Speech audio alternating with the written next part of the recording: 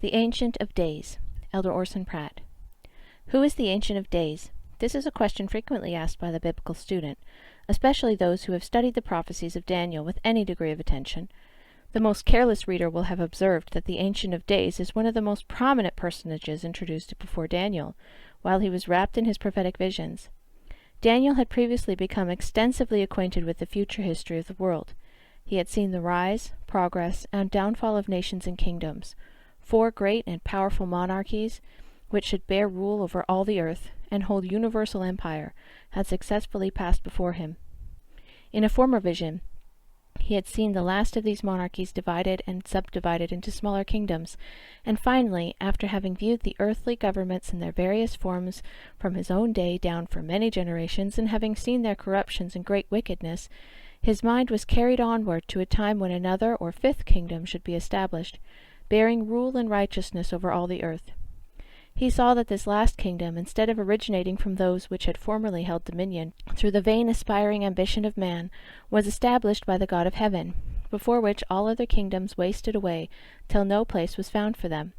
These grand events of future time which opened to his astonished vision were calculated, no doubt, to excite an intense desire to become more extensively informed in relation to futurity, especially concerning the organization and establishment of the kingdom of God, which he saw was eventually to sway a universal scepter over all the earth.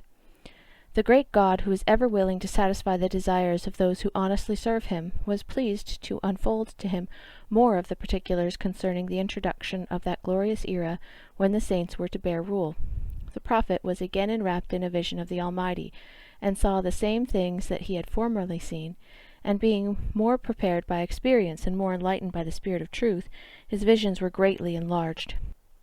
In this wonderful vision he saw the Ancient of Days sit, clothed in great power and majesty. He was attended by unnumbered millions from the heavenly worlds. A grand council was organized before the earth, over which he presided. The books were opened, and among the most important business which came before them was the condemnation and judgment of some of the corrupt powers of the earth, and also the confirming of more power upon the saints, that they might be prepared for the reception of their great King, the Son of Man, who was to come and take the kingdom, and reign in the greatness of his splendor, and in the midst of his people forever. The great King, having sent forth the Ancient of Days, with the council of heaven, as messengers to set all things in their most perfect order, at length appears in the clouds of heaven.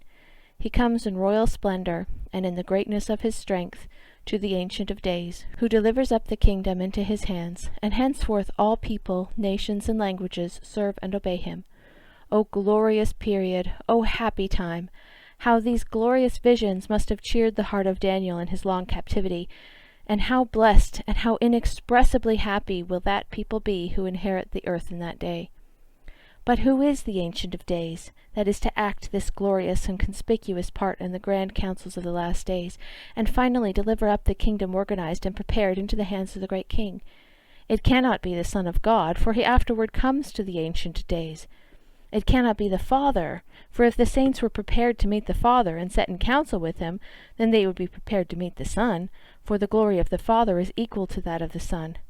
Who then can it be? Let us reflect for a moment. The Ancient of Days. It must be a very ancient personage, and probably the most ancient personage that ever lived in days, and hence is called by that name, in distinction from all others that lived after. But thanks be given to the Most High God, for he has not left his saints in uncertainty about this matter, but has raised up a prophet, through whom he has revealed this mystery. Thus the saints will not be left in the dark in regard to the great purposes and events of the last days. The Ancient of Days, then, is Adam, the great progenitor of the human race. He has a mission to perform for the benefit of his children in the last times. As he performed the first mission on the earth in the beginning of the first dispensation, so he will perform a mission in the ending of the last dispensation. In the first, he presided over a few. In the last, he will preside over unnumbered millions.